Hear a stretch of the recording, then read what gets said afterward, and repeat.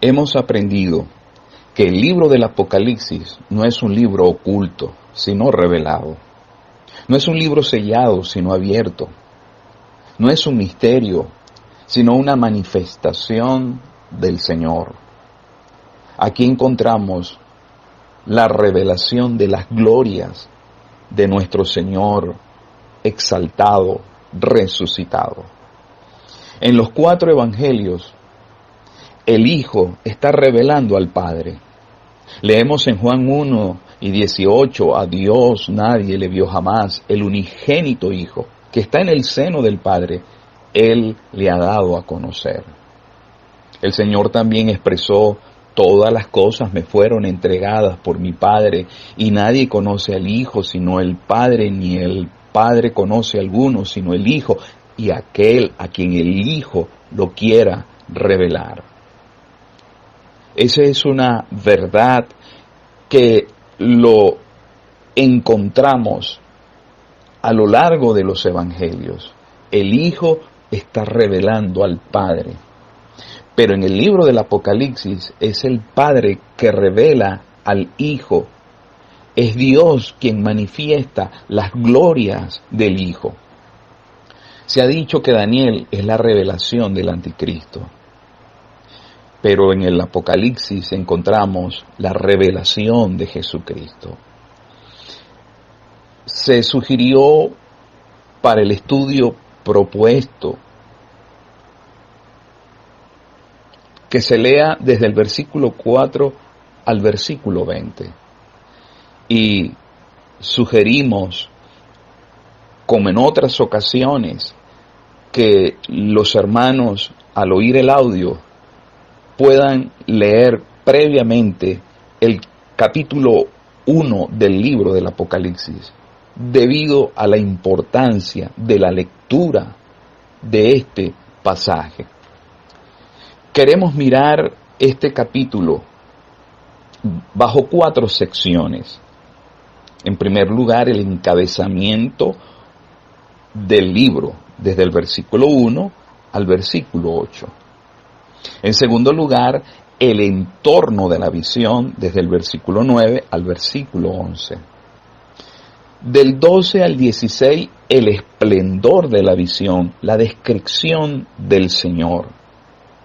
Y desde el 17 al 20, los efectos de la visión, las consecuencias y resultados que produjo esta visión en la vida del apóstol Juan, y que en alguna medida deseamos que eso se retrate en nosotros al estudiar el capítulo 1 del libro del Apocalipsis. Veamos el encabezamiento del libro. En primer lugar, vemos la persona del libro. Es la revelación de Jesucristo. La palabra Apocalipsis da la idea de develamiento, de manifestación, descubrimiento.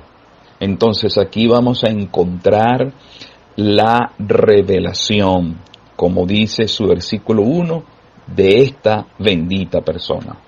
El propósito del libro, versículo 1, segunda parte, para manifestar a sus siervos las cosas que deben suceder pronto. Dios nos va a presentar todo este programa. Dios nos va a manifestar todo lo que ha de suceder. En tercer lugar, vemos la promesa del libro. Hay una promesa en el versículo 3 de bendición para el que lee. Los que oyen y guardan las palabras de esta profecía. Esa bendición, esa bienaventuranza, que es una palabra empleada en el Nuevo Testamento, en el Sermón del Monte encontramos las bienaventuranzas, es la misma palabra, y hay en ella la dicha, la bendición de la lectura, de la atención y la puesta en práctica de lo que este libro nos presenta. Ahora quisiéramos llegar a la sección asignada, Desde el versículo 4 al 6 encontramos el saludo que está asociado al Dios Trino. Vemos en esa sección del 4 al 6 el autor humano, que es Juan, se presenta como el escritor de esta revelación. Luego vemos los destinatarios a las 7 iglesias de Asia. Y nosotros sabemos el significado e importancia que tiene el número 7 en la Biblia. Y en este libro lo encontramos 54 veces. Y el número 7 da la idea de plenitud, de perfección y finalización. Estas 7 iglesias eran iglesias locales que estaban en el Asia. Eran candeleros que Dios había levantado en esa región para su gloria, para su honra. Y ellas representan a todas las asambleas en toda la historia de la iglesia de Dios. El saludo que encontramos aquí es el saludo conocido en las epístolas: gracia y paz. Gracia es la causa y la consecuencia de esa gracia es la paz. Hemos sido salvos por gracia y como resultado de ello tenemos paz para con Dios. Ahora, como ya mencioné, el saludo está asociado al Dios Trino. En el versículo 4 encontramos el nombre del que es y que era y que ha de venir. El significado literal del nombre Jehová, el gran yo soy, aquel que trasciende el tiempo, que nos habla este nombre de eternidad, que es, que siempre es, que era, que siempre era, el que ha de venir, el siempre venidero. Pero también en el saludo, en el versículo 4, en la segunda parte, encontramos al Espíritu Santo. Vemos la eternidad del Padre en la primera parte del saludo, y aquí vemos el poder, la persona del Espíritu Santo es mencionada aquí como los 7 espíritus que están delante de su trono. Vuelvo a insistir, eso nos habla de la perfección de su persona y la plenitud de su poder, de su energía. Ahora el saludo asociado al Hijo, versículos 5 y 6. Y en este sentido queremos considerar 5 aspectos que se ven en este saludo. En primer lugar, su fidelidad. Él es llamado el testigo fiel. Es decir, Él es fiable, confiable, digno de ser creído. Él dice la verdad. Él es la verdad.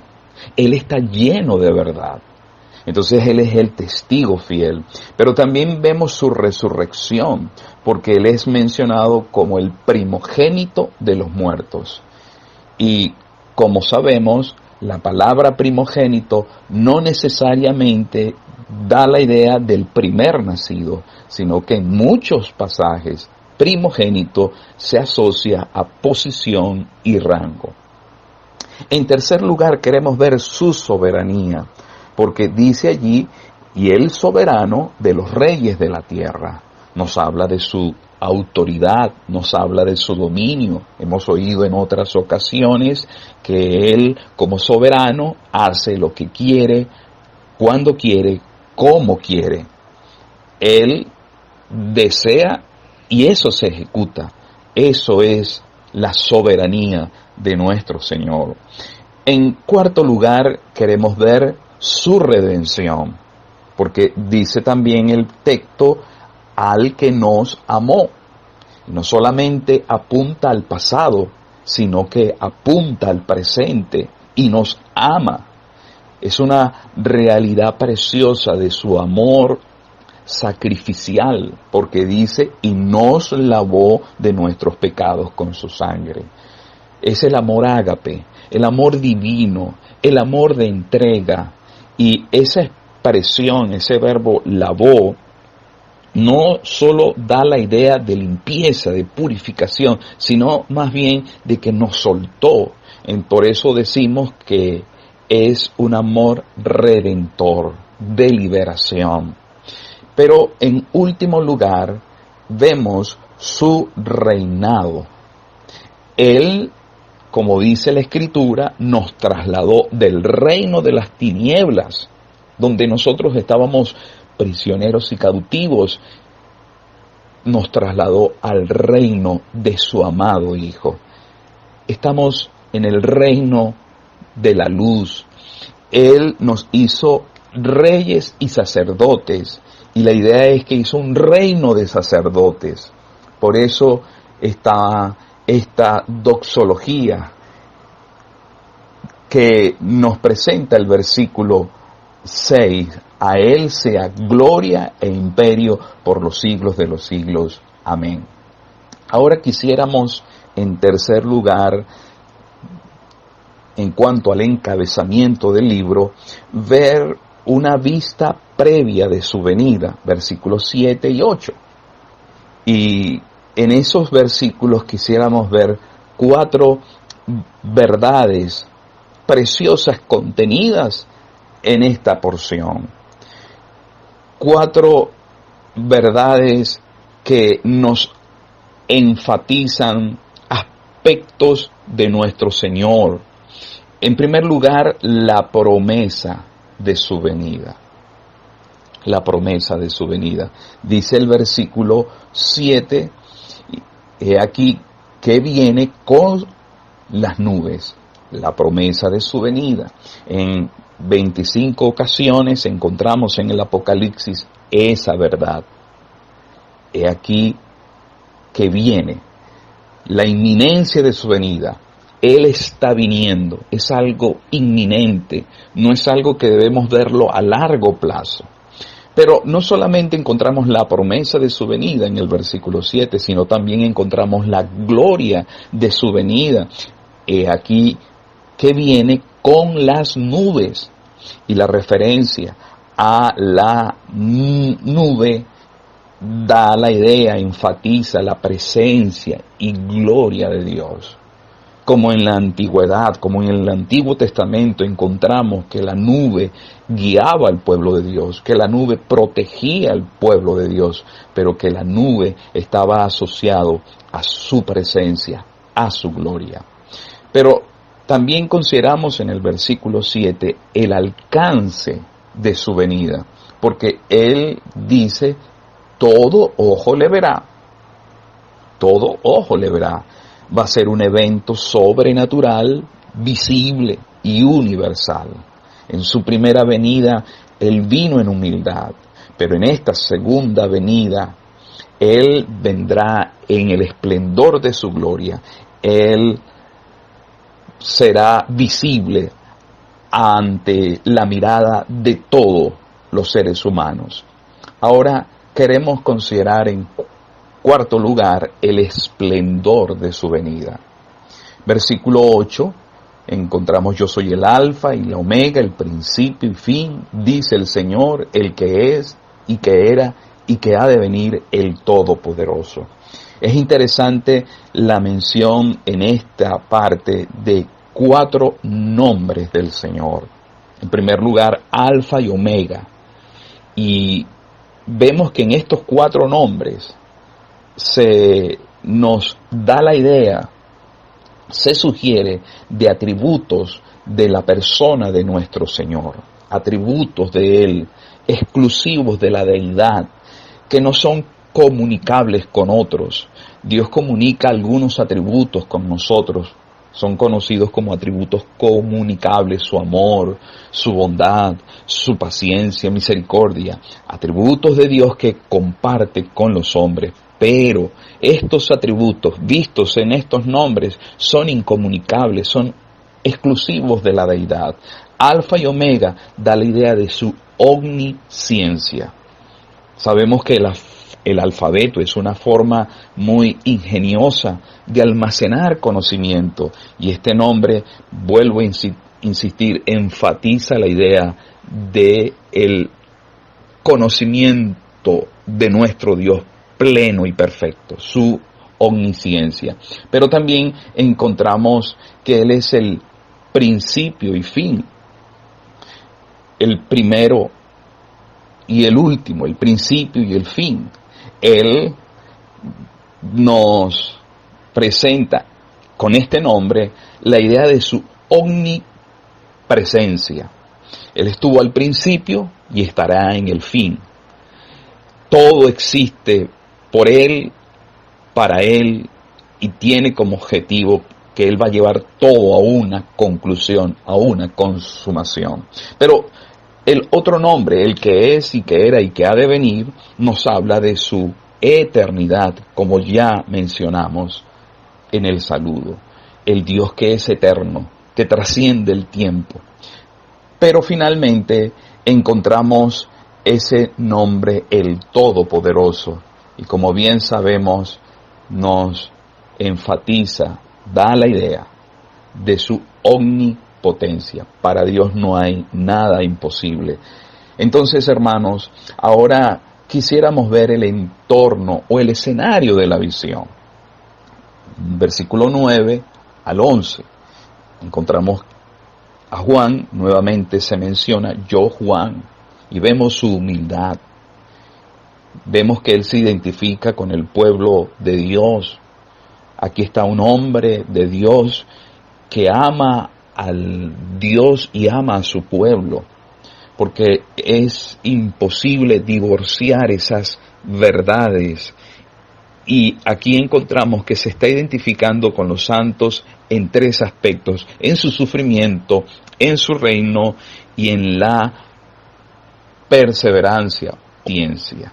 Entonces vemos a este hombre de Dios plenamente identificado con el pueblo de Dios. Pero las circunstancias de esta visión, el entorno, sabemos que el apóstol Juan estaba en una isla, estaba prisionero, cautivo, por causa del testimonio del Señor.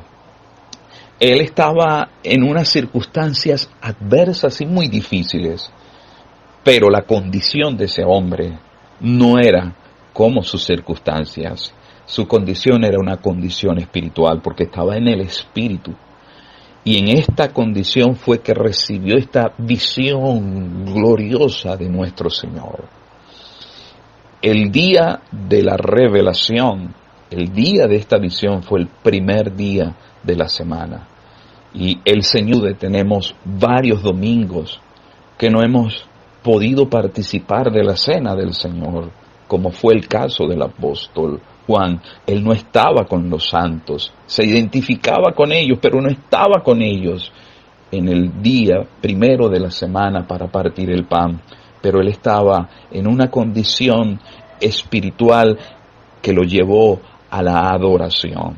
Es nuestro anhelo que podamos nosotros imitar las huellas y las pisadas de este hombre de Dios. Pero queremos ver el esplendor de la visión desde el versículo 12 al versículo 16. Vemos que el Señor aquí está vestido con una ropa que llegaba hasta los pies. Y eso nos habla de el sumo sacerdote, porque se vestían así profetas y reyes, pero esta vestidura apunta a las vestiduras sacerdotales. El sumo sacerdote que tenía la responsabilidad de poner aceite en aquel candelabro. Aquí tenemos que Juan ve 7 iglesias y ya hemos señalado que nos habla de la plenitud, pero estos candeleros que sostienen luz, no son luz ellos, pero sostienen luz y nos apunta a la verdad gloriosa de la responsabilidad que tenemos como pueblo de Dios de mantener en alto el testimonio al nombre del Señor Jesucristo. Estos candeleros son de oro, porque se da la idea del valor que Cristo tiene para su iglesia. Él la amó y se entregó a sí mismo por ella. Entonces vemos al Señor vestido con este manto, con este cinto en su pecho, que simboliza justicia y fidelidad con el que va a juzgar. Vemos eso en Isaías capítulo 11, es una verdad que allí conocemos. Pero en esta visión que tenemos en esta sección, vamos a considerar 7 aspectos de la persona del Señor Jesucristo, 7 características resaltantes de nuestro Señor resucitado. Juan lo va a ver no como lo vio en su ministerio terrenal, Juan lo va a ver en esta visión del Cristo resucitado, y se apunta a su cabeza y sus cabellos, a sus ojos, sus pies, su voz, su mano, su boca y su rostro.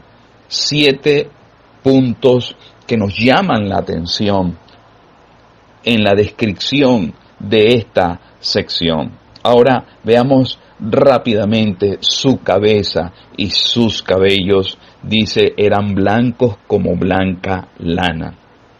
Y aquí vemos que está simbolizado en ese lenguaje su pureza y su eternidad. Es muy similar esta descripción a la que encontramos en el libro de Daniel de aquel anciano de días. Él es absolutamente puro, justo y santo. Y nadie puede estar de pie ante un Dios santo en su propia justicia. Pero también vemos sus ojos. Dice allí, son como llama de fuego. Y aquí nos sugiere la idea, vuelvo a insistir, de su omnisciencia, su conocimiento infalible e infinito. Esos ojos que todo lo penetran, esos ojos que escrutan, esos ojos que conocen a su iglesia, porque capítulo 2 y 3 encontramos esa frase, yo conozco tus obras. Nadie, absolutamente nadie, se puede ocultar ante la mirada escrutadora de su persona, sus ojos como llama de fuego. Pero en tercer lugar vemos sus pies, semejantes al bronce bruñido, refulgente como en un horno. Y esta imagen nos ilustra que Él disciplina a su iglesia. El Señor castiga a sus hijos. El Señor, a continuación, capítulo 2 y 3, vamos a encontrar que Él dice, yo reprendo y castigo. Porque cuando encontramos en la carta a los hebreos esa declaración que el Señor disciplina, el Señor castiga a quien ama, Él lo está haciendo con su iglesia. Él reprende y castiga, pero lo va a hacer también con ese mundo que ha sido rebelde. Vamos a ver los juicios, porque Él tiene pies semejante al bronce bruñido, preparado para juzgar. Nos habla de esa actividad de Él. Pero es interesante lo que dice el versículo 15 acerca de su voz como estruendo de muchas aguas. Esa voz ahoga todas las demás voces. Cuando Él habla, su habla es irrefutable. No hay manera de silenciarlo. No hay manera de callarle. Su palabra es una palabra poderosa. Es una palabra viva y eficaz y más cortante que espada de doble filo, como leemos. Entonces, Él nos da la idea en esta declaración de esa habla, de esa palabra que debe ser oída, que debe ser escuchada, que es imposible que sea silenciada. Pero, en quinto lugar, vemos lo que Él tiene en su mano derecha. Dice, tiene en su mano derecha 7 estrellas. Y se nos ha enseñado que Eso nos habla de su autoridad, de su fortaleza y su control. Él tiene la autoridad sobre su iglesia, y estas 7 estrellas se nos sugiere que son los 7 ángeles, como leemos en el versículo 20, y esto apunta a los líderes del pueblo de Dios, a los hombres que llevan responsabilidad en medio de su pueblo. Pero la idea, hermanos, es que Él es el soberano, el que tiene el control, Él es cabeza de su iglesia. En sexto lugar, de su boca salía una espada aguda de 2 filos. Ya hemos oído que su voz, como estruendo de muchas aguas, nos habla de su palabra. Pero la imagen de esta espada afilada de 2 filos que sale de su boca se refiere al juicio sobre los injustos. Ciertamente, Él habla a su pueblo y es para darle dirección, fortaleza, aliento, ánimo. Pero esta espada que sale de su boca es para proteger a su pueblo. Él va a proteger a su iglesia en medio de las difíciles circunstancias que puede vivir la iglesia del Señor. Él protege, cuida a su pueblo y castiga a los malos. Pero en séptimo lugar, en el versículo 16, encontramos en la parte final: y su rostro era como el sol cuando resplandece en su fuerza. Nos habla, hermanos, de esa gloria excelente, de esa gloria esplendorosa de nuestro Señor. Su rostro como el sol cuando brilla en toda su fuerza. Y recordamos la ocasión cuando Saulo de Tarso iba camino a Damasco con ese propósito. Aquel hombre tuvo un encuentro personal con el Señor Jesucristo.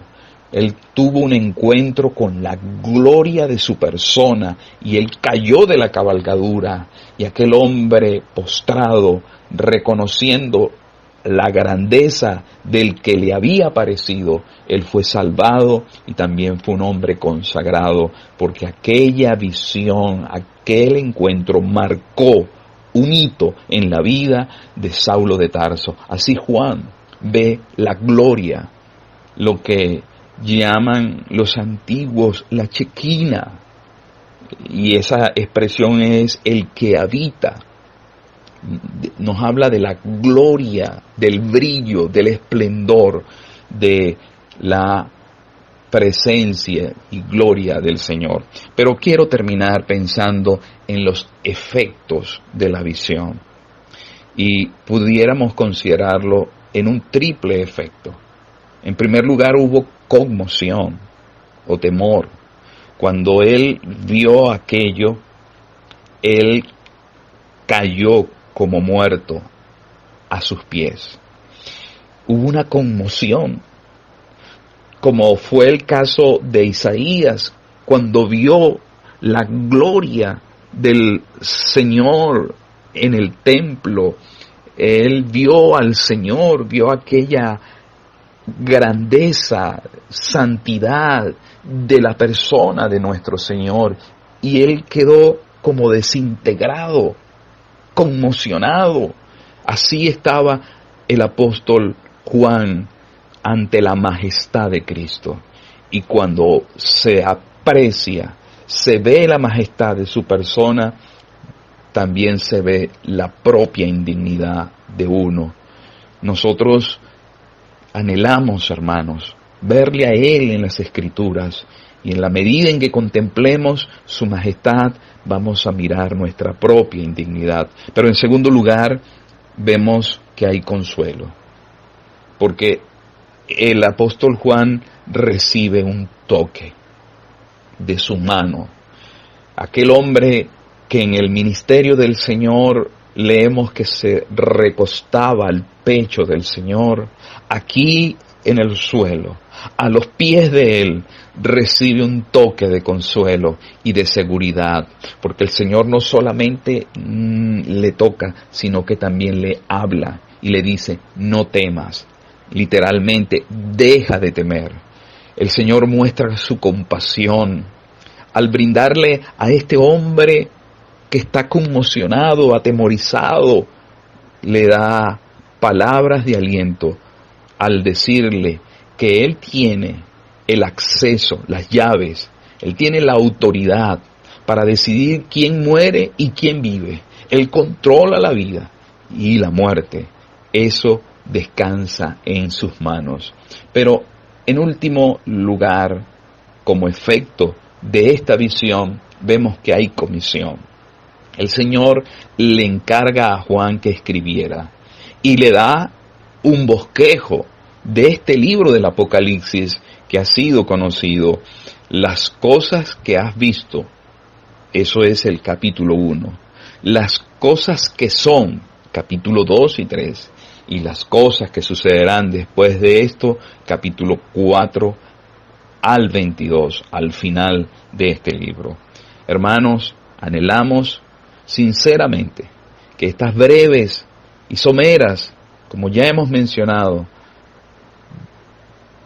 vistas del libro de Juan, de su capítulo 1, del libro del Apocalipsis, puedan servir para nuestra devoción, nuestro aprecio, nuestra estima a la bendita persona del Señor Jesucristo. Que Él bendiga su palabra.